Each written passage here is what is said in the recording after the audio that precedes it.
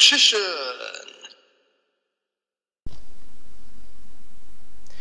Hey YouTube, Richician84 here, and welcome to Q&A number 138.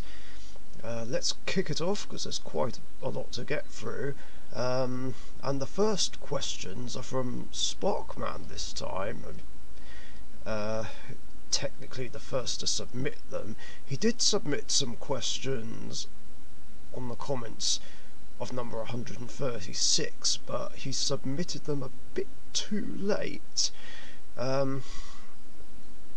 It's not a problem. I will still answer them to make up for this, but what can I say? Like, you guys need to be quicker if you want your questions answered. Like, I always give you plenty of notice.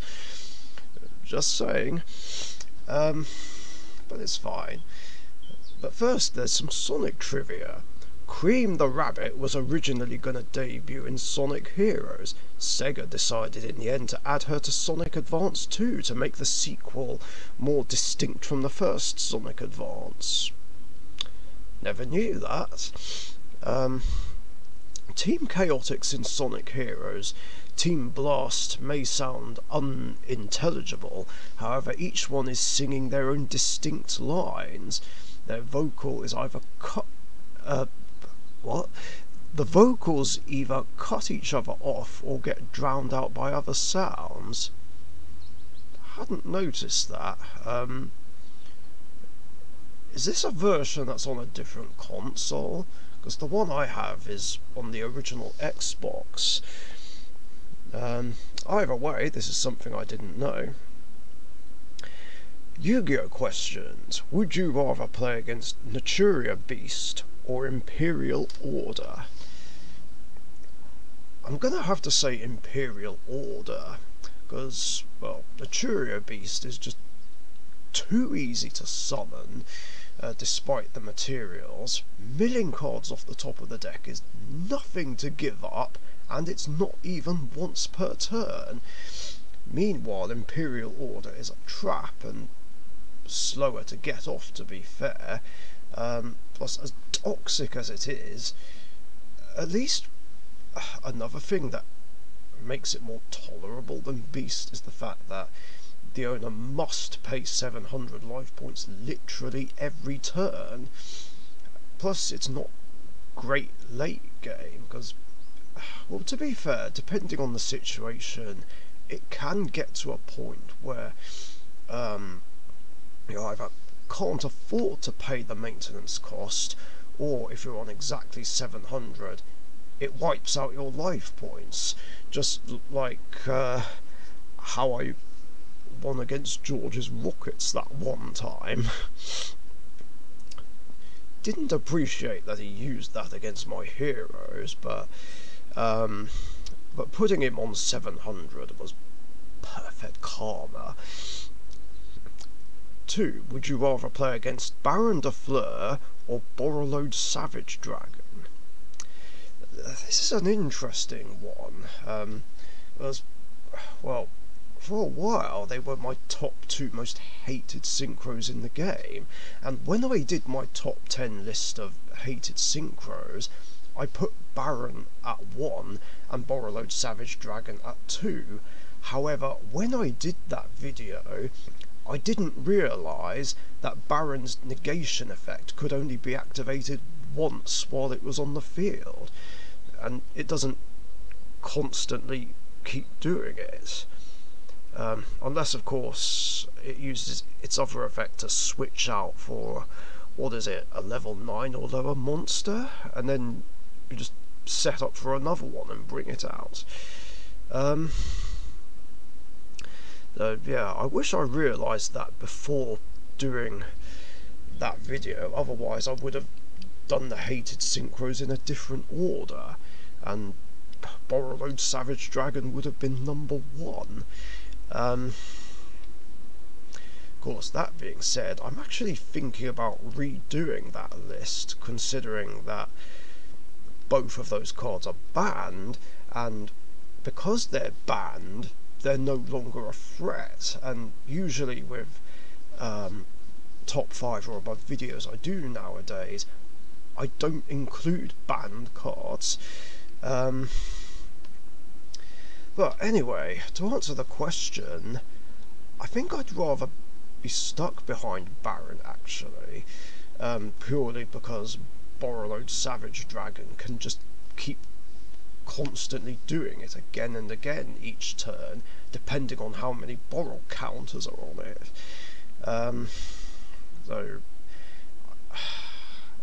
So Baron would actually be more tolerable,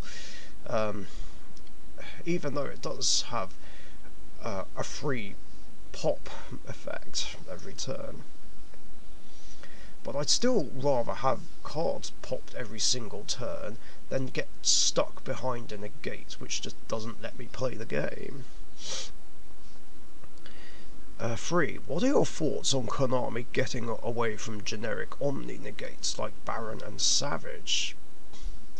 I mean, it's not even a question. I absolutely love that they're going in that direction, because, well, you and everyone should know full well by now that I absolutely hate monsters that negate everything. You know, these cards, Dragoon, Infinity, Totally Arsehole, Odd Eyes Vortex Dragon, I despise them. They're bullshit, unfair, unhealthy, and bad for the game, and I think all of them should be banned just to restore balance and fair play to the game. But I'm not holding my breath. I doubt that will happen, considering that I don't have a lot of faith in Konami when it comes to ban lists and fixing the game. But not that that matters too much, considering that I don't play the normal current format anymore and only play minor league, common charity, Richician format and express gaming format, where you're not likely to see those cards. And of course I banned monsters that negate everything from Richician format anyway. So yeah, that answers that question. 4. Which Yu-Gi-Oh character do you think is the most stylish? Can be from any of the shows, not just the original ones. Ooh, the most stylish. That's a tough question. I'm trying to picture absolutely everyone. I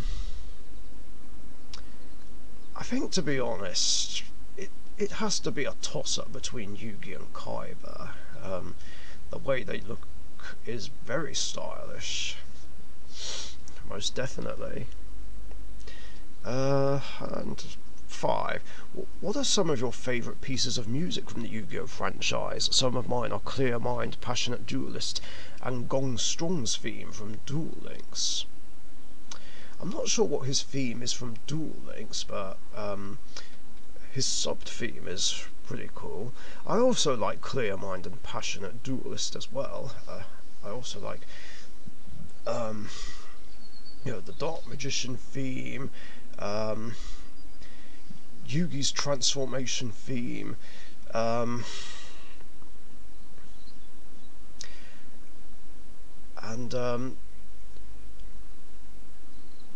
I can't remember the names of some of the other ones from the original series, but it's one of the ones that plays when Yugi is winning the duel. And I like the ones from GX, 5Ds, and Zexal as well. And Dark 5. I like Shay's theme, the Topologic Trisbana one from GX. There's the Unknown theme, Jaden's theme, Yusei's, both of Yusei's themes, and Jack Atlas's one as well.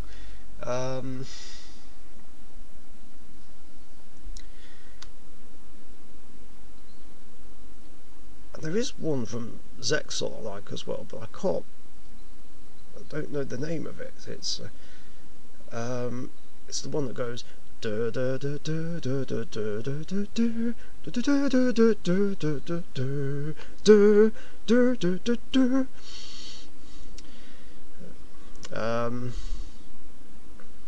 And yeah, that's pretty much it. Next questions are from Matt and Alison Welch. Wait, I didn't miss anything from Sparkman, did I? No, I didn't. 1. Any thoughts and opinions on the new alternate artwork of polymerization with avian and burstinatrix in the artwork? I know you don't really care about alternate artworks, but this artwork I really like, and it makes sense with them in there being the most famous fusion archetype.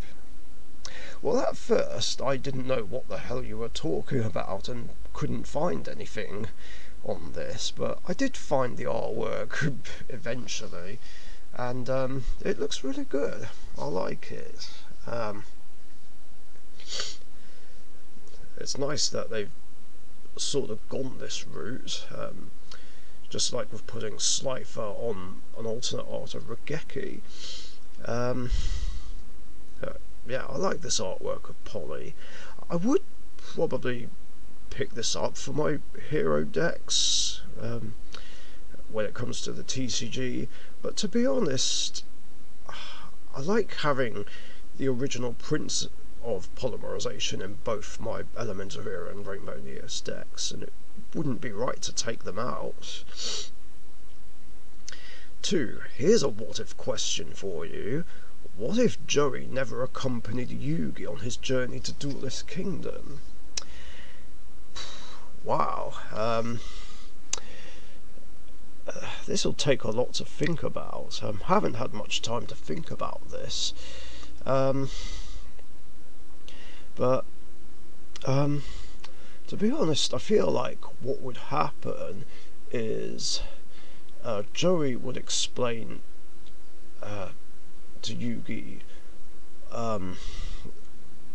why he needs the $3 million, and I feel like Yugi, being the pal that he is, would try and win the competition, not just to get back his grandpa's soul, but also get the $3 million to give to Joey to pay for Serenity's eye operation.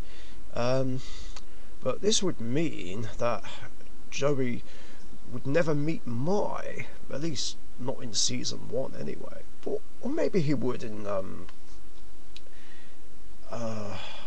what's it called, the virtual dungeon arc. Not the virtual world arc in season 3, but the one where they first encounter the Big Five and the 5-headed dragon back when it was the mythic dragon.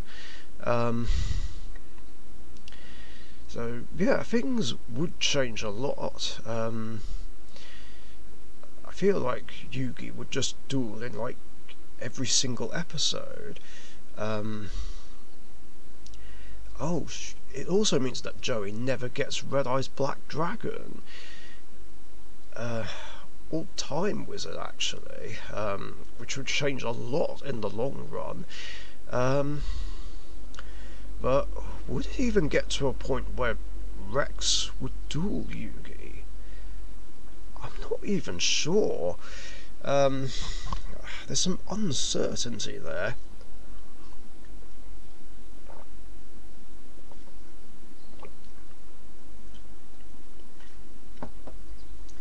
I don't even know if Mai and Yugi would even duel. I mean, maybe they would. Yeah, I feel like there's a chance they still would.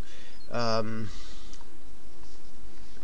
Yugi would almost fall for the perfume trick, but would see right through it. And then she and Rex would still make a deal and have Rex try and take Yugi out, and Red Eyes would make an appearance.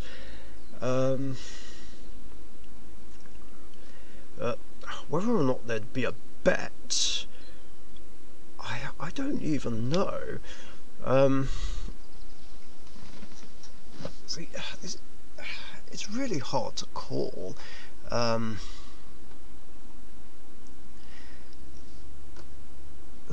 It depends who comes out first, Dark Magician or Red Eyes Black Dragon. I feel like Yugi would get overwhelmed by Red Eyes, but probably wouldn't summon Dark Magician until after Red Eyes comes out. Then maybe he'd stall behind the whole Magical Hat spellbinding circle trick, and then they'd make a bet to see who wins what. Rex betting Red Eyes, Yugi betting Dark Magician. But would Yugi even take that bet? This could be really important to figure out.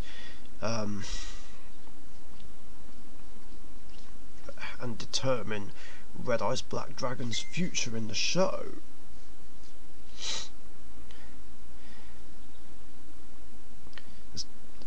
I feel like Kazuki Takahashi would also still want to make Red Eyes an iconic card still that is just up there with Dark Magician and Blue Eyes and be a fan favourite. So that being the case, Yugi would probably take the bet and think Red Eyes would be a helpful asset in getting to the finals and facing Pegasus. And then of course Yugi finds a way to whoop Rex's arse, and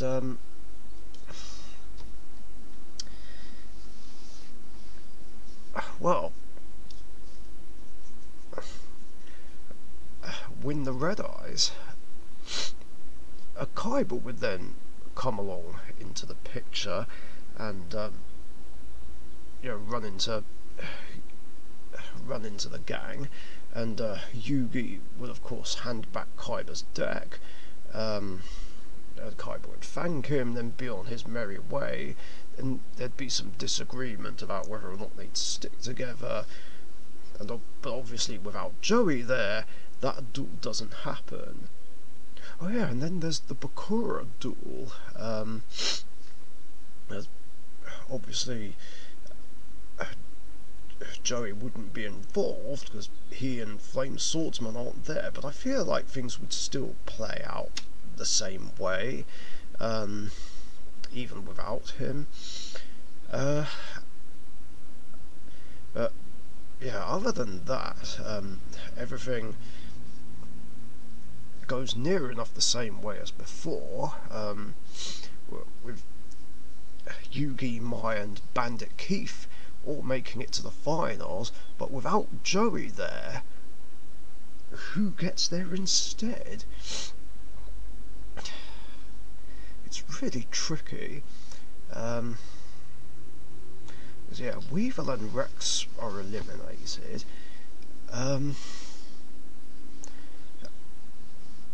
Mako doesn't get eliminated, like when he duels Yugi. So I don't know.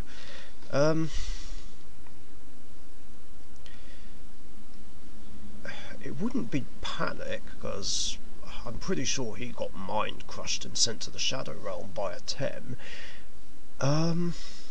Same with the ghost of Kaiba, the clown person. So who would that leave? It would be a toss-up between Mako and the Paradox Brothers, I think. But it would be a bit awkward if, like, only one Paradox brother went through and not the other. So, at best guess, I would say Mako would take Joey's place here.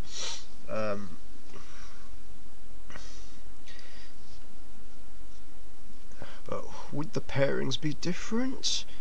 only slightly. I feel like Yugi and Mai would still duel again, and this time have a more honourable duel, and that basically plays out the same way.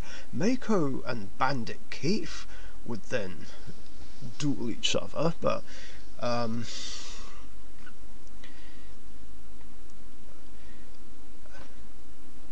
I feel like despite being backed into a corner, Mako would somehow be able to beat Bandit Keith, or but regardless, Keith's not going through, especially since he would even cheat, with the 7 completed stuff.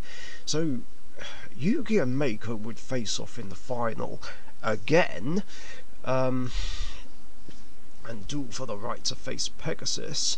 And of course, due to the plot, Yugi wins again, and then the final match with Pegasus would play out the same way. And then Yugi returns, gives Joey the $3 million, his grandpa is okay, and then, well, the rest of Season 1 just plays out the exact same way.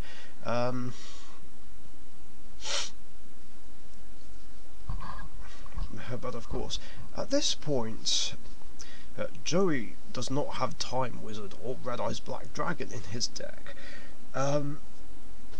So it's highly unlikely that he'd be invited, that he'd get into the Battle City tournament. I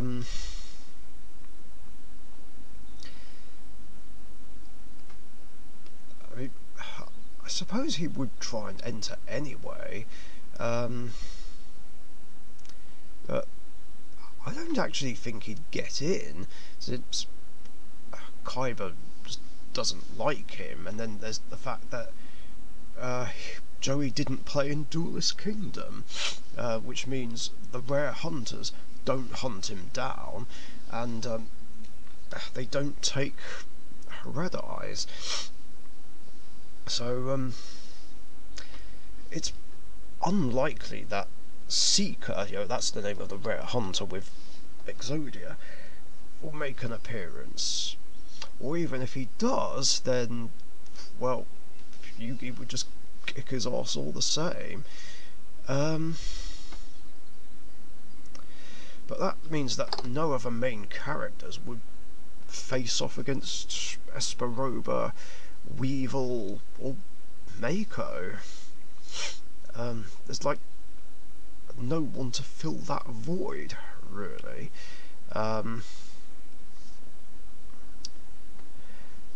Maybe Joey would still get mind controlled by Marek, and that duel between Brainwash Joey and Yugi would probably still happen, but it would be harder to break the mind control. And I feel like Yugi would somehow win, but Joey would still get rescued. Now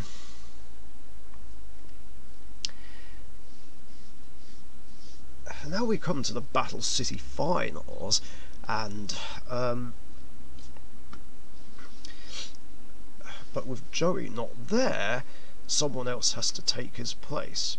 Now I did watch this other Yu-Gi-Oh! What If video that someone did. I forget the name of the person who did it, who talked about what would happen if Yugi beat Kaiba on top of the Duelist Kingdom castle, and Kaiba, well, lost his life. He was talking about how things would play out, and that with Kaiba not around, Mako Tsunami would take his place, since he has a lot of locator cards and would have been able to make the finals.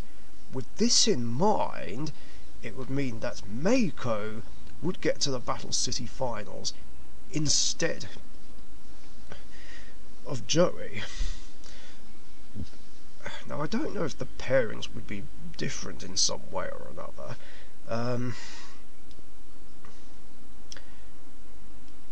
I would like to think that they'd be almost the same, almost, but Mako would face off against Odeon, but would struggle against Odeon.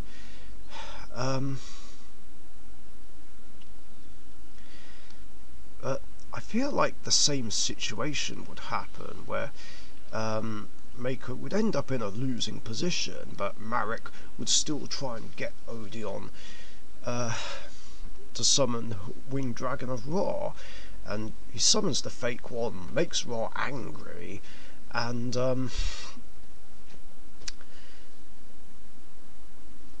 yeah, Odeon falls unconscious, so does Mako, but Mako is able to get up and win by default, so yeah, this has to happen due to plot convenience. Then Yami Marek comes out to play, so to say. Then the rest of season 2 plays out the same way, and then from this point on, I guess Mako just seems to fill the void that Joey has. But I feel like Joey would still end up dueling in the virtual world arc, and end up pulling off some victories. Well, I say some victories. I feel like maybe he would still win against Johnson, and would team up with Yugi against the Big Five, and that would play out basically the same way, unless of course Mako joins in and makes it a 3-on-1 battle. But either way, there would be like one extra duelist to take on the Big Five, so basically that all plays out the same way. Then it leads to the Battle City semi-finals, and has Mako there instead of Joey, still the only one without an Egyptian god. God, I feel like I should have done this as a separate video for Team Sorcerers. Oh well, a question's a question. So anyway, that things play out in almost the same way, with Kaiba this time trying to eliminate both Mako and Marek so that he can face Yugi, and he succeeds in having them eliminated, but that would mean that Mako would end up facing Marek, and yeah, unfortunately Mako becomes a victim of plot convenience and gets beaten by Marek. I don't know how it would go down though. Like, would he have the same willpower as Joey and tank an attack from Ra, or would he be sent to the Shadow Realm?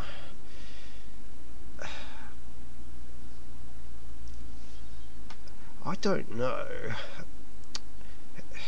It's difficult.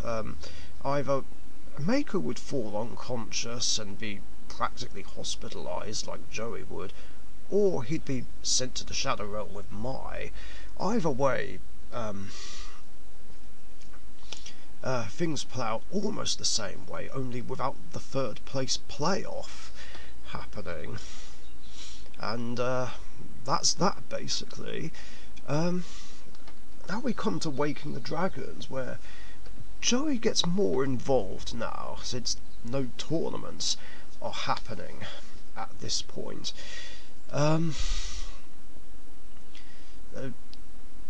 It would make sense for things to play out sort of the same way as before,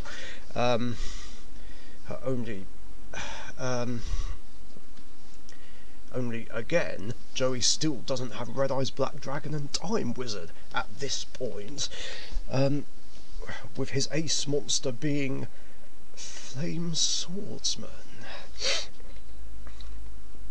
So yeah, it's tricky. So I feel like his deck would be more focused around Flame Swordsman and other warriors, rather than have strategies involving Red Eyes, Black Skull Dragon, and Thousand Dragon, yeah, we wouldn't see any shenanigans with, well, not shenanigans, but cool plays involving Baby Dragon and Time Wizard. In fact, would Time Wizard even be a notable card? I don't even know. But who knows? Maybe, like, once they realised, the gang realised they're up against a new evil, Yugi would probably give Time Wizard to Joey, just like how the start of Duelist Kingdom went down.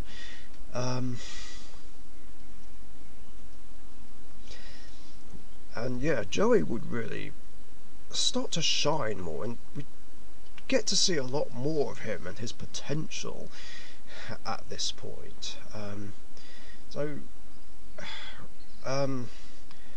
Despite not having Red Eyes Black Dragon still, Season 4 plays out the same way. But then this brings us to Season 5. I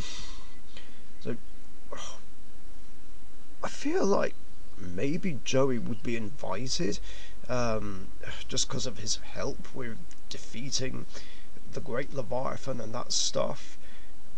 Mako would be invited too, but I don't know who he'd replace out of the other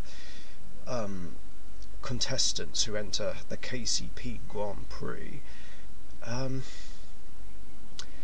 Either way, I don't see Joey or Mako getting this far, because either of them could get beaten by Siegfried, and then after that everything plays out the same way.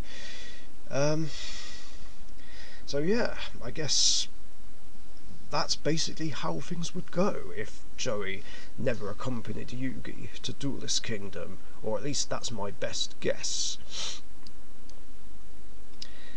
And with that, the last questions are from Weber's 5. Sorry to keep you waiting, my friend. 1. Another what if question. What if Yu-Gi-Oh had Pokemon style draw cards? To give example, some of the best draw cards right now: Professor's Research, discard entire hand, then draw 7. What? I know.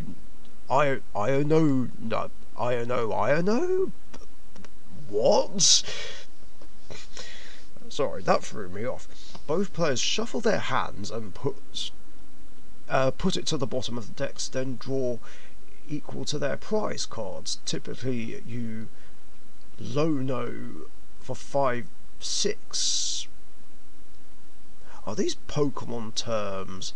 Because I don't know any Pokemon terms since I don't play the game. Roxanne. If your opponent has 3 or less prize cards, both players shuffle their hands into the deck. You draw 6 and your opponent draws 2. Useful if you're really behind in the game. That would be pretty insane. I doubt Yu-Gi-Oh has anything that's equivalent to a prize card. But if we had mechanics like this, oh boy, it would just be so insane. It would make every deck more consistent, although unfortunately it would just help with OTK, FTK and lockdown bullshit, maybe even trolley bullshit as well. It would help Exodia though, but yeah, I doubt this would be healthy for the game, whether it's the mechanic or the cards. I mean, I feel like certain cards would have to be banned in this situation. So, I don't know, would be kind of mad, although maybe it's okay for Pokemon. Again, I don't know the Pokemon game. I only know a few Pokemon by name, like Charizard, Pikachu, Squirtle, plus some characters like Ash, Misty and Brock and Team Rocket. So, that's about as far as my Pokemon knowledge goes.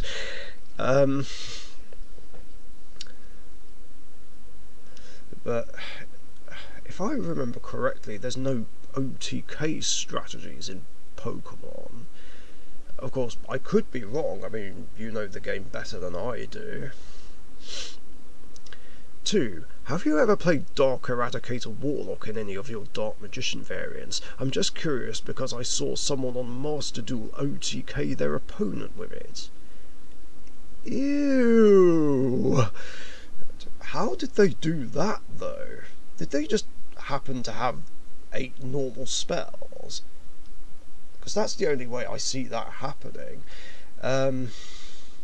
But anyway, to answer your question, yes, I have played Dark Eradicator Warlock. In fact, I made a deck specifically based around him.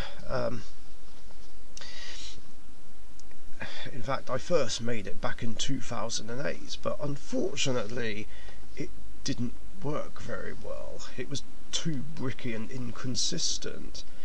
I did bring it back for some brief occasions in 2010 and 2012, and it did run a little bit better, but still wasn't great. But now with the more modern Dark Magician support, it's actually a lot better, and it functions really well. In fact, I'm pretty sure this deck once finished second in one of my Dark Magician deck Grand Championships. Forget which series it was. Plus, I also have one on hand as a fun side option, or whether I want to play my Dark Magician deck as sort of a legacy version where I try to run every card I ever played in my Dark Magician deck if I can. So, you know, Warlock does work a lot better nowadays, but I prefer Pure, and I sure as hell would never, ever use it for OTK purposes, unlike this person on Master Duel. On one hand, it's impressive that they OTK'd someone with it, but at the same time, it's an OTK strategy, and we don't take kindly to OTK strategies and decks round here. I mean, fair enough if it's an opportunity to win the duel, but you know, there's a difference between playing a deck that's designed to end the duel before it's even started and seeing an opportunity to win the duel right there and then. Yeah, that is it for questions in this episode. Thank you very much for your guys' questions, very cool ones as always, and if you've got any other questions you want to ask me, post them in the comments section down below, and remember, I do these episodes every Tuesday afternoon or evening, UK time, so be sure to get your questions in before then, so that you don't miss out. Thanks again, stay safe, and I'll see you guys later. Bye. Thank you very much for watching. Be sure to subscribe to the Richician YouTube channel.